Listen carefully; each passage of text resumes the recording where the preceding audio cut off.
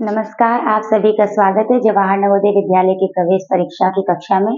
हम लोग नवोदय क्लास की हिंदी की कक्षा में पढ़ रहे थे अपठित अनुच्छेद, और हम आशा करते हैं जो हमने आपको विलोम शब्द लिखवाए हैं और कुछ पर्यायवाची शब्द भी लिखवाए थे वो आप याद कर रहे होंगे। और आज भी हम कुछ पर्यायवाची शब्द लिखवाएंगे, जैसे शायद उस दिन हमने 5 लिखवाए थे, 5 हम आज फिर लिखवाएंगे, लेकिन हम पहले ये पढ़ लेते हैं अनुच्छेद। ठीक, और इसके लगभग 15, 20, 25 आपको हम अनुच्छेद करवा देंगे। हमें ऐसा लगता है कि हो सकता है कि कुछ बच्चों के पास किताब ना हो, वो किताब ना खरीद सकते हो, या फिर बहुत वो गांव में रहते हैं, उनके पास अवेलेबल ना हो दुकान, या उन्हें पता ना हो, और इसलिए वो बच्चे इससे प्रैक्टिस कर सकते हैं। वो चाहे तो इसका स्क्रीनशॉट ले लिया करें, फिर से एक बार दोबारा पढ़ लिया करें और उस क्वेश्चन के आंसर को कर लिया करें। ठीक, तो अब हम क्या करते हैं कि पहले ये अनुच्छेद पढ़ लेते हैं, इसके प्रश्न उत्तर कर लेते हैं, फिर कुछ पर्यायवाची भी लिख लेंगे। चलिए पहले देखते हैं कि हमारी कहानी है क्या। एक समय एक गधा जंगल में रहता था। उसे एक दिन एक शेर की खाल मिली। उसने उसे पहन लिया और गर्व से जंगल में भागने लगा। ठीक है, जब पशुओं ने उसे देखा, मतलब जो जंगल में और जानवर रहते थे, उन्होंने उसे देखा तो वो डर के मारे भागने लगे। उन सब ने क्या सोचा कि ये गधा क्या है, सच में शेर है। ठीक, एक दिन उस गधे को एक लोमड़ी मिली। लोमड़ी भी डर गई और भाग गई। गधा अन्य पशुओं की गधा अन्य पशुओं की प्रतिक्रियाएं देखकर इतना खुश हुआ, जो सब उससे डर रहे थे उससे वो इतना खुश हुआ कि वो चुप नहीं हुआ, चुप रह ही नहीं पाया, और वो अपने जो नया वेश था, जो उसने शेर की खाल पहनी हुई थी, उसको भूल गया और क्या करने लगा, रेकने लगा। है ना, जो गधा जब चिल्लाता है तो उसकी आवाज को कहते हैं रेकना। तो शेर की जो ही लोमड़ी ने उसका रेकना सुना, क्योंकि लोमड़ी क्या होती है, चालाक होती है, वो हर चीज पर ध्यान देती है। तो उसने क्या हुआ, जैसे ही उसने रेकना शुरू किया तो लोमड़ी ने उसका रेकना सुन लिया और वह वापस लौट आई। और सभी पशु समझ गए कि ये शेर नहीं है बल्कि एक गधा है।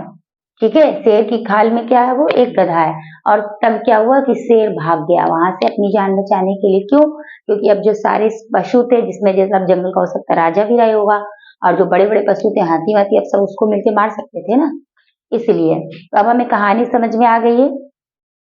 तो अब देखते हैं कि इसके प्रश्न क्या है। देखिए, गधा कहाँ रहता था, तो आपको पहले ही आपको मिल जाएगा। एक समय एक गधा जंगल में रहता था। कहाँ रहता था? जंगल में। जंगल में कह रहा है, तो हमारा देख लेते हैं ऑप्शन कौन सा, या स्तबल में दे रहा है, सेकंड दे रहा ऑप्शन जंगल में, तो हमारा ये ऑप्शन ठीक हो जाएगा। नेक्स्ट है, अनुच्छेद में किस पशु का उल्लेख नहीं है। देखिए, पशु का तो कोई भी उल्लेख इसमें नहीं दिया गया। शेर, गधे की और लोमड़ी के दिया गया, शेर भी कहा जा रहा है, लेकिन हमें ऑप्शन देखने की क्या है। लोमड़ी दे रहा है, शेर दे रहा है, जेब्रा दे रहा है, गधा। गधा के बारे में बताया जा रहा है, शेर की खाल उसने पहनी थी। भले ही शेर का नहीं बताया, लेकिन शेर का जो है जिक्र है इसमें। और लोमड़ी तो आप देख ही रहे हैं ही, तो जेब्रा नहीं है, तो इसका सही आंसर क्या हो जाएगा, जेब्रा। नेक्स्ट है हमारा, रेंकना किस पशु की आवाज है। देखिए, हम लोगों ने पशुओं की आवाज पढ़ी होगी कि कुत्ता कैसे बोलता है, भौं भौं, और बिल्ली म्याऊ म्याऊ, है ना, चिड़िया ची ची, ये आपने पढ़ा होगा। मोर कैसे बोलता है, केकी केकी। तो इसी तरीके से जो गधे की आवाज होती है, जो गधा जब बोलता है, उसे कहते हैं रेकना। क्या कहते हैं? रेकना। तो हम देख लेते हैं कि हाथी, लोमड़ी, कुत्ता, गधा हमारा चौथे ऑप्शन में, तो हमारा गधा सही हो जाएगा। गधा क्यों भाग गया? दूसरे पशु की खाल पाने के लिए भाग गया था। क्या ऐसा था कि जो है उसने शेर की खाल पहनी और वो पहचान गया, तो अब वो क्या सोच रहा था कि हम दूसरे की पशु की खाल ले लें, है ना? ऐसा नहीं था। हमने देखिए, इसमें आप पढ़िए तो आपको मिलेगा कि शेर की गधा अपनी जान बचाने भागा। क्या करने भागा? अपनी जान बचाने के लिए भागा। तो हम देखते हैं किसी ऑप्शन में जान बचाने दे रहा है, शेर को ढूंढने के लिए भागा था, अपनी जान बचाने के लिए। क्या दे रहा है? अपनी जान। चौथा ऑप्शन कह रहा है कि अपनी जान बचाने के लिए भाग गया था, तो हमारा फोर्थ ऑप्शन सही हो जाएगा। देखिए, हमने आपसे कहा है कि कहानी में बाकी जो अनुच्छेद से प्रश्न उत्तर आएंगे वो आप आराम से कर लेंगे। आज ऐसा ही था, लेकिन जो शब्दार्थ देगा, विलोम शब्द देगा और पर्यायवाची देगा, वो तो आपको याद ही करना पड़ेगा। प्लस दो चीजों के लिए हमें कहानी को बहुत ध्यान से पढ़ना है। क्या चीज? एक वो जब वो शीर्षक पूछता है कि इस कहानी के लिए जो अनुच्छेद दिया गया है इसके लिए उपयुक्त शीर्षक क्या होगा, और दूसरी बात कभी कभी ये पूछ सकता है कि इस कहानी से हमें क्या शिक्षा मिलती है, moral of the story, what is the moral of this story, तो आपसे ये भी पूछ सकता है। तो इसलिए हमको कहानी को ध्यान से पढ़ना है कि हमको उसमें क्या शिक्षा मिल रही है, और इसके लिए अगर शीर्षक पूछा जाए तो ठीक। अब हम क्या करते हैं कि अब हम पढ़ लेते हैं पर्यायवाची शब्द। आप चाहे तो इसका स्क्रीनशॉट ले लीजिए।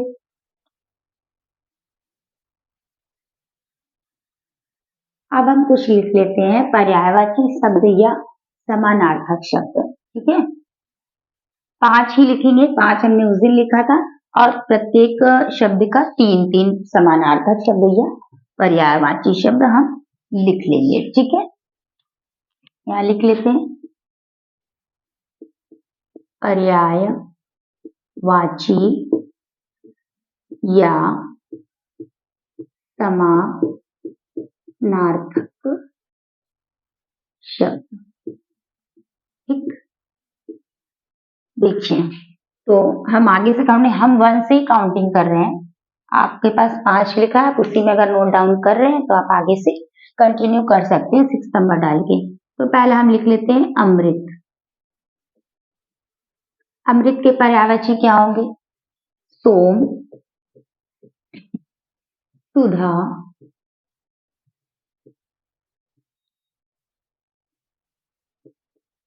ठीक है, और अम्ल।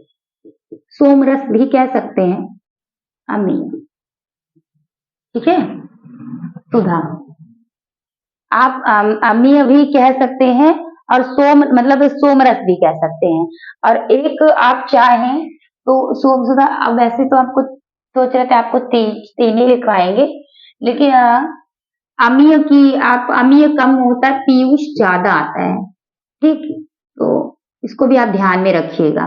कुछ होंगे जो इम्पोर्टेंट है ही, जैसे पीयूष बहुत कॉमन शब्द है, पीयूष आ सकता है, तो पीयूष हम कर लेंगे।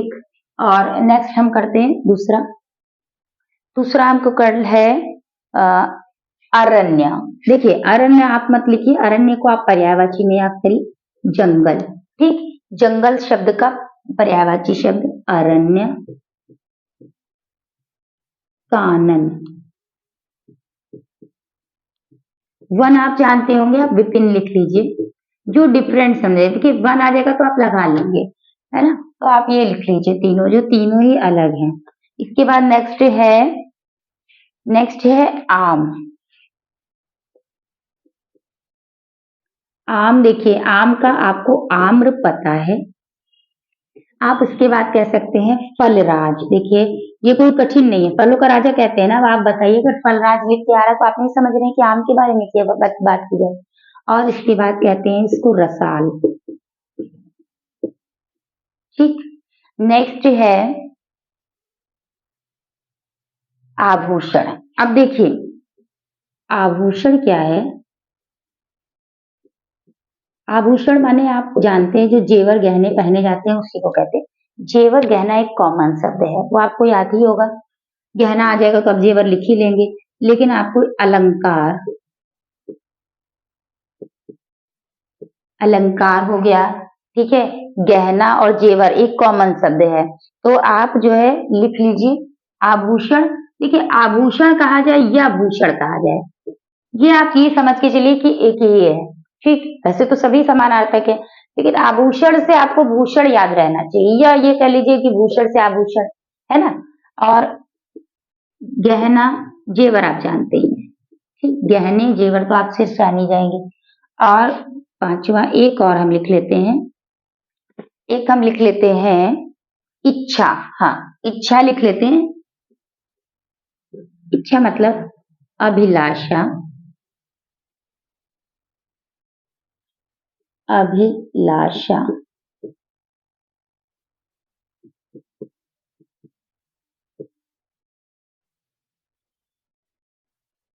और ईप्सा भी होता है, ये देखिए थोड़ा सा अलग है, इतने में जितना भी आपको लिखा है ये शायद आपने नहीं पढ़ा होगा। और लास्ट में हम लिख देते हैं कामना। ठीक, ये हमारे 5 पर्यायवाची हैं। अमृत का है सोम, सुधा, अम्य, पीयूष। इसके आप 4 पढ़ लीजिएगा, क्योंकि सोम सुधा मोस्टली पूछा जाता, मतलब पूछा गया है काफी, और पीयूष भी इम्पोर्टेंट है। अमी अलग है, इसलिए आप लिख लीजिए, ठीक है, आपको याद रहे। जंगल का अरण्य कानन विपिन है, वनाभ। आम का होगा आम्र, फलराज, भाई आपको आम्र आपको पता ही हो जाएगा, और फलराज क्या, फलों का राजा कहते हैं, हमको रसाल हो जाएगा। आभूषण का से आप भूषण को ध्यान में रखिए, अलंकार और गहना जेवर, ठीक। इच्छा, अभिलाषा, कामना और ईप्सा, क्या हो जाएगा, ईप्सा। तो ये हमारे थे पर्यायवाची शब्द। आप इसको लिख लेंगे, नोट डाउन कर लेंगे, और आगे भी हम इसी तरीके से अपठित अपठित, अनुच्छेद और ये इसी तरह से चलता रहेगा। कुछ दिनों बाद हम आपको मेंटल एबिलिटी का भी क्लास देंगे, ठीक है, और मानसिक योग्यता। तो तब तक के लिए नमस्कार, जय जय भारत।